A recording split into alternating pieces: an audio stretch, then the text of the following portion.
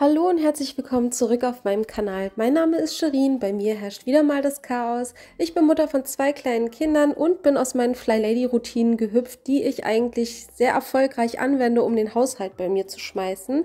Und im heutigen Video geht es um Teil 2 des Wiedereinstiegs in das Fly Lady System. Ihr seht bereits Ausschnitte aus dem letzten Video, wo ich klar Schiff gemacht habe, und in diesem Video geht es vorrangig ums Ausmisten, Entrümpeln und Krisenputzen. Ich wünsche dir viel Spaß dabei. Im heutigen Video geht es vor allem ums Kinderzimmer und ums Badezimmer, und ich habe fürs Kinderzimmer erstmal ein neues Trofastregal gekauft, weil ich hier einfach keine Ordnung mehr schaffen kann. Wir haben ein Kinderzimmer, das ist in etwa 7 bis 8 Quadratmeter klein. Und wir haben sehr, sehr viel Spielzeug. Vor allem hatte meine Tochter gerade Geburtstag und da ist noch wieder einiges dazugekommen. Nach der Fly Lady Regel soll man auch immer ausmisten und entrümpeln. Und hier bei mir ist es auf jeden Fall wieder an der Zeit. Nichts hat mehr seinen eigenen Platz. Es muss alles mal ausgemistet werden bzw. auch neu organisiert werden. Diese Tüte hatte ich zum Beispiel im letzten Video zusammengeräumt im Wohnzimmer, aber ich weiß überhaupt nicht mehr, wo ich das zurückräumen soll, weil alles kreuz und quer liegt. Als erstes richte ich mir das neue Trofastregal ein. Ich versuche die Sachen so zu kategorisieren, dass links in dem Trofastregal die Kleinkinderspielsachen sind, also sprich von meinem Sohn, und in der gegenüberliegenden Seite die Sachen von meiner Tochter. So weiß jedes Kind, wo er seine Sachen zu suchen hat, und ich versuche das Ganze natürlich auch so zu kategorisieren, dass die Kinder das Spielzeug auch wieder gut zurückräumen können. Bisher hat das auch eigentlich immer gut geklappt. Wenn man so diese Grundordnung hält, dann schaffen es die Kinder eigentlich auch relativ selbstständig aufzuräumen oder halt auch überhaupt ihre Sachen zu finden und nicht immer mich zu fragen, wo denn dies und jenes steckt. Ich habe mir auch gleich eine Tüte dazu geholt und versuche bei der Gelegenheit auch schon das eine oder andere auszusortieren, was kaputt ist, wo Teile fehlen und so weiter. Aber ich muss auch dazu sagen, es ist nicht gerade sinnvoll, das Kinderzimmer aufzuräumen, während die Kinder dabei sind, weil es ist wirklich so, als würde man sich die Zähne putzen mit Schokolade. Man kommt einfach nicht voran. Das, was ich auf der einen Seite einräume, haben sie auf der anderen Seite wieder ausgeräumt, aber ich wollte einfach jedes kleine Zeitfenster nutzen, um weiterzukommen, weil dieses Zimmer wirklich sehr zeitintensiv war.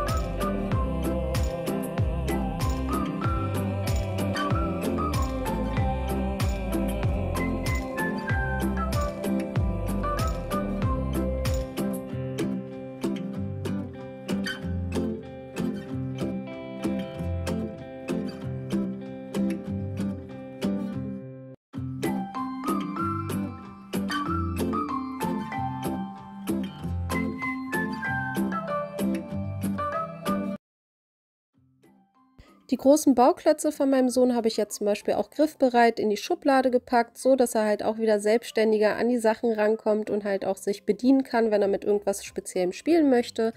Ich habe auch nicht nur weggeschmissen, ich habe auch einen Teil Babyspielzeug zum Beispiel aussortiert, was halt zur Seite kann, womit die Kinder nicht mehr spielen, und habe mich so einfach Stück für Stück im Kinderzimmer vorgearbeitet.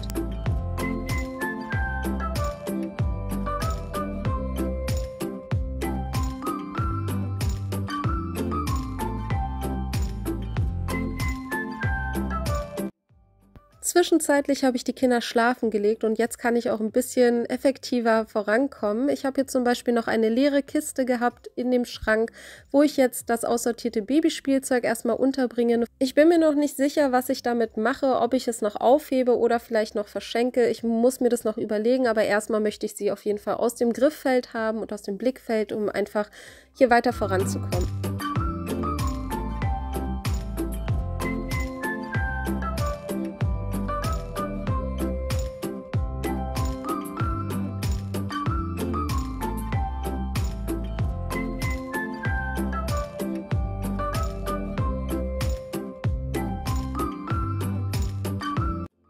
Ich sortiere hier gerade ein bisschen die Bücher. Ich habe jetzt die Bücher, die eher für meine Tochter geeignet sind, Tiptoy-Bücher und so weiter, in das Regal gepackt.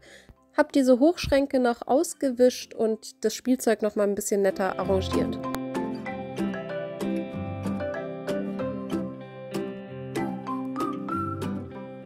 Ich kümmere mich hier jetzt gerade ums Bücherregal. Hier sind vor allem die Kleinkinderbücher drinne und ganz viele Pixie-Hefte. Alles, was meine Kinder nicht interessiert hat, habe ich jetzt auch aussortiert. Ich möchte nichts mehr aufheben, nur weil sie irgendwie mal geschenkt wurden oder so. Ich will Platz schaffen, das heißt, es kommt wirklich weg.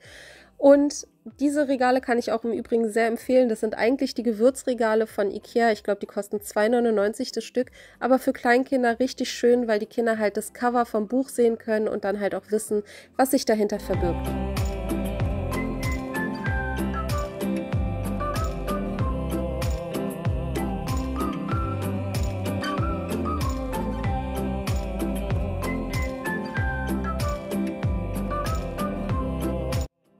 Ja, die gesamte Aktion hat in etwa 1,5 bis 2 Stunden gedauert, also länger als ich dachte, aber es war wirklich sehr, sehr viel Kleinkram und viel zu sortieren.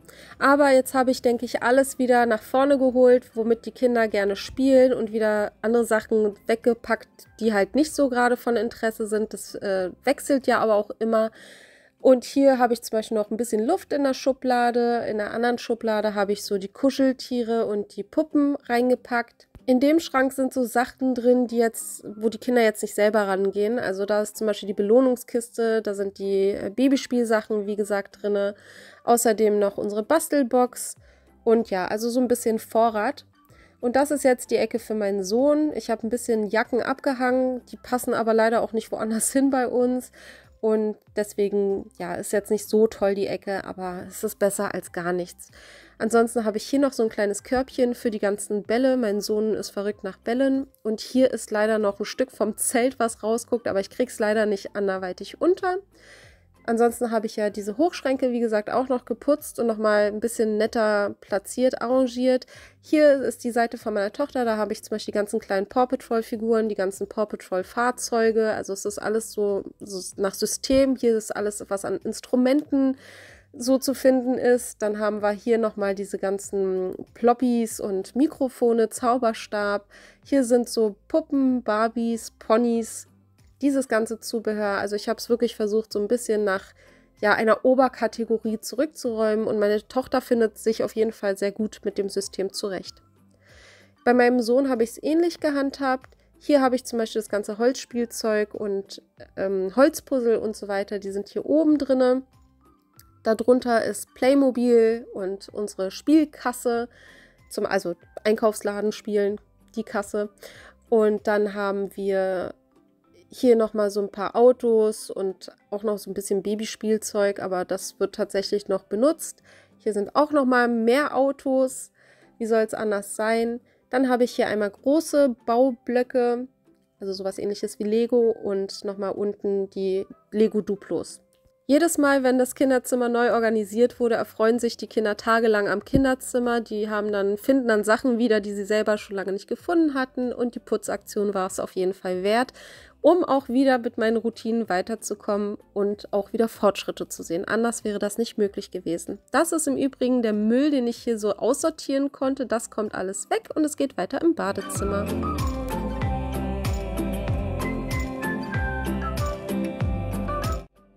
Hier seht ihr wie immer die Ausgangssituation. Hier muss wieder einiges getan werden. Ich komme mit dem Swish and Swipe gar nicht mehr weiter, weil die Ausgangssituation einfach katastrophal ist. Es steht überall was rum. Ich möchte mich hier an den ganzen rumliegenden Sachen, rumstehenden Sachen erstmal lösen, damit ich wieder Platz habe, um schnell und effektiv putzen zu können, weil überall, wo Gerümpel steht, das muss man anheben, muss man zur Seite räumen. Wie ihr seht, hier kann man überhaupt nicht putzen. Und es geht natürlich alles wesentlich schneller, desto weniger Krempel und Gerümpel rumsteht.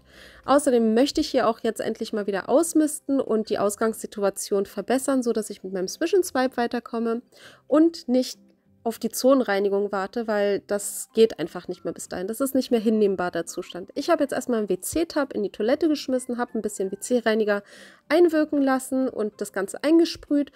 Und hänge jetzt erstmal die Duschvorhänge ab und schmeiße die als erstes mit in die Waschmaschine im Kurzprogramm. So werden die gereinigt, während ich das Badezimmer putze.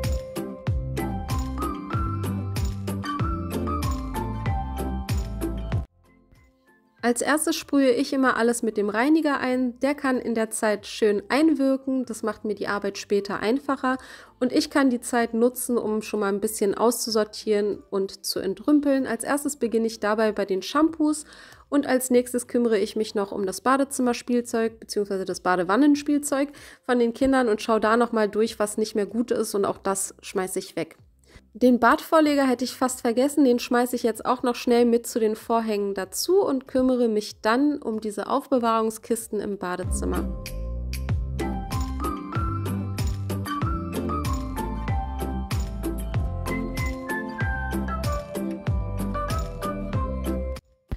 Auch hier ist mir aufgefallen, dass ich ganz vieles doppelt und dreifach habe. Ich habe viele Kosmetika, die schon lange angebrochen sind, auch die werden nicht besser.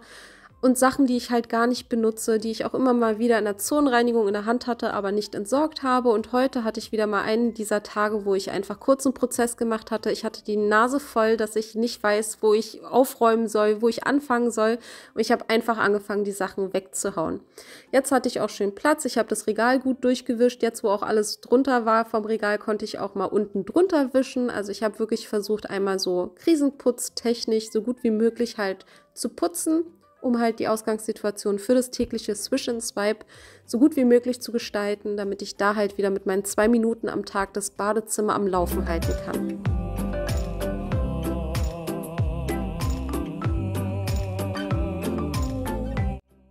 Ja, auch die Figuren waren alle eingestaubt und ich habe die einfach jetzt rangeholt und unter dem laufenden Wasser abgespült. Ich habe dann auch noch die Zeit genutzt, das Regal ein bisschen zu putzen und zu wischen, so wie auch das Fensterbrett, und habe auch noch der Pflanze, die da steht, eine kleine Dusche verpasst. Also ich habe es mir einfach ein bisschen einfacher gemacht und habe das alles in der Badewanne abgespült. Es musste aber auch wirklich sein.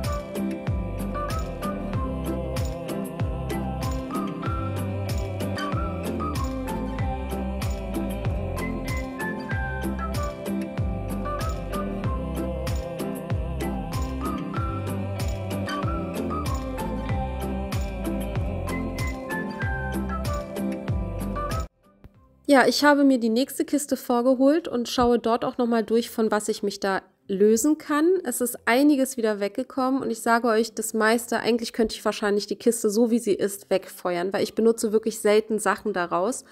Aber ich kriege mich da tatsächlich nicht überwunden. Ich habe jedes Mal in der Zonenreinigung auch wieder die gleichen Sachen in der Hand. Heute habe ich mich von vielem davon getrennt. Das ist auf jeden Fall ein Fortschritt. Man soll ja auch nicht zu streng mit sich selber sein.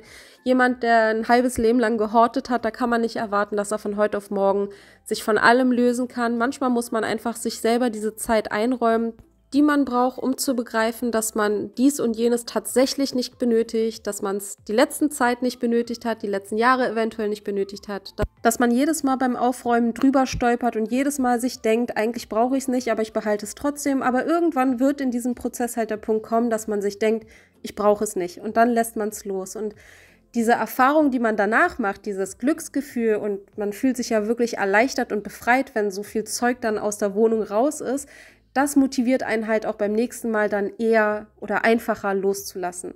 Hier habe ich zum Beispiel noch eine Aufbewahrungskiste, da haben wir so, ja, Föhn, Lockenstab, Glätteeisen und so weiter drin. Hier konnte ich zum Beispiel meinen Mann von überzeugen, seine alte Bartschneidemaschine wegzuschmeißen. Die hat er seit 10 Jahren wahrscheinlich nicht benutzt. Und meine alten Papillotten, die liegen da auch schon seit 15 Jahren und wurden nicht mehr verwendet. Also sowas zum Beispiel. Man denkt sich da zwar immer, die sind ja noch gut, man könnte sie verwenden, aber man muss sich manchmal auch fragen, wann habe ich es denn zuletzt benutzt? Und wenn man merkt, das ist Jahre her, dann braucht man das tatsächlich nicht. Und wenn man es brauchen sollte, mein Gott, dann kauft man sich das dann halt eventuell nochmal neu.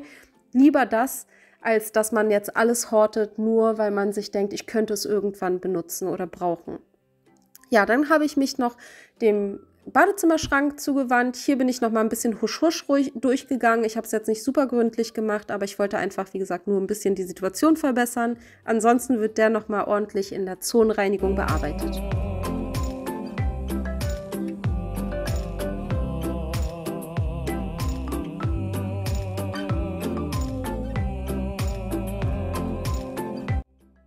Das Einwirken hat sich gelohnt, ich musste nicht viel schrubben und ich kümmere mich als nächstes um das Duschregal. Als ich das jetzt gerade abgespült habe, ist mir dabei ins Auge gefallen, dass es doch schon recht schmuddelig wieder aussieht. Also da sind wieder so Seifenablagerungen und Schmutzablagerungen. Das heißt, das Ganze muss hier nochmal ein bisschen gründlicher geputzt werden. Dazu habe ich mir jetzt den Bref-Reiniger dazu geholt, der ist ein bisschen stärker. Ich würde eigentlich auch empfehlen, dass man sowas mit Handschuhen verwendet. Ich mache das leider mal aus Zeitgründen ohne, weil ich putze ja immer zwischen Tür und Angel, wie ihr wisst. Aber ich lasse den Reiniger jetzt erstmal einwirken und kümmere mich jetzt noch um den Badezimmerschrank. Wie gesagt, ich versuche immer, meine Zeitfenster zu nutzen. Ihr seht, der Schrank sieht ganz schlimm aus. Das ist eigentlich ein Putzschrank und der ist eigentlich somit das Dreckigste. Eigentlich wieder sehr paradox. Ja, also auf jeden Fall, während der Bref-Reiniger da sich um mein Duschregal kümmert, kümmere ich mich jetzt schnell noch um den Schrank. Ich versuche, meine Zeit immer so effizient wie möglich zu nutzen und wische den jetzt einfach nochmal schnell aus.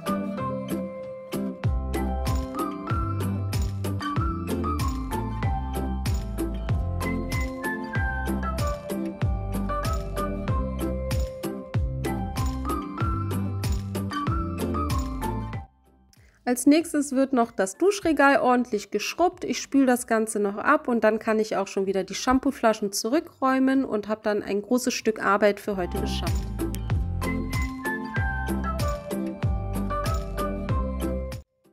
Ja, erst kriegt man sich tagelang nicht motiviert zu putzen, aber ich sage euch, wenn man erstmal drin ist, dann läuft's, ne? Also ich habe jetzt mir hier zum Beispiel auch noch die Toilettentreppe genommen und habe die auch nochmal richtig gründlich geputzt.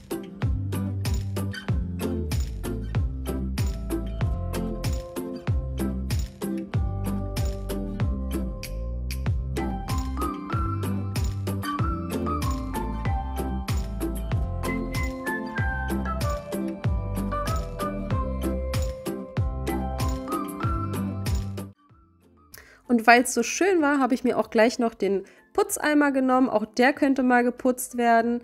Und den habe ich jetzt auch nochmal schön ausgewaschen und auch wieder sauber zurück an seinen Platz gepackt.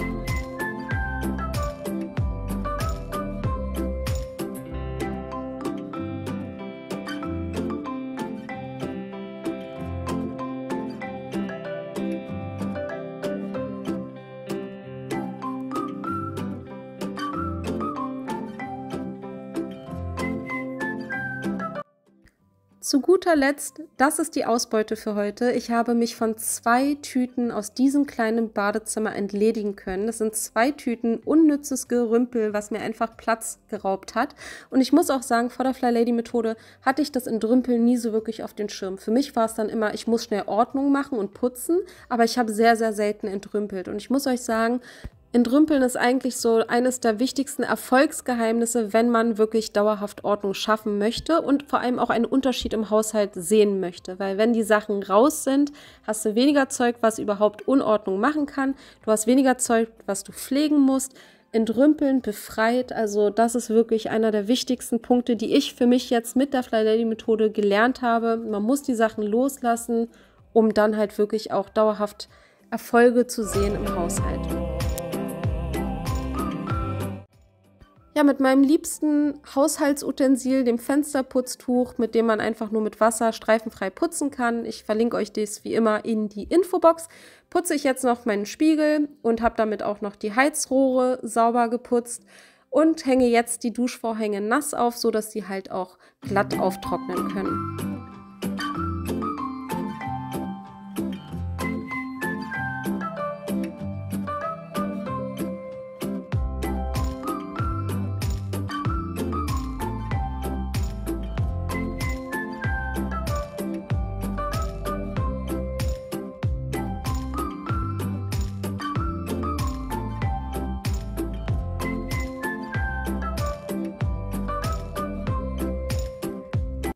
So, schauen wir uns nochmal an, was sich jetzt so getan hat. Eigentlich relativ viel. Ich habe jetzt in etwa eine Dreiviertelstunde das Badezimmer geputzt und entrümpelt. Geht eigentlich, finde ich, für das, was ich da letztendlich auch losgeworden bin.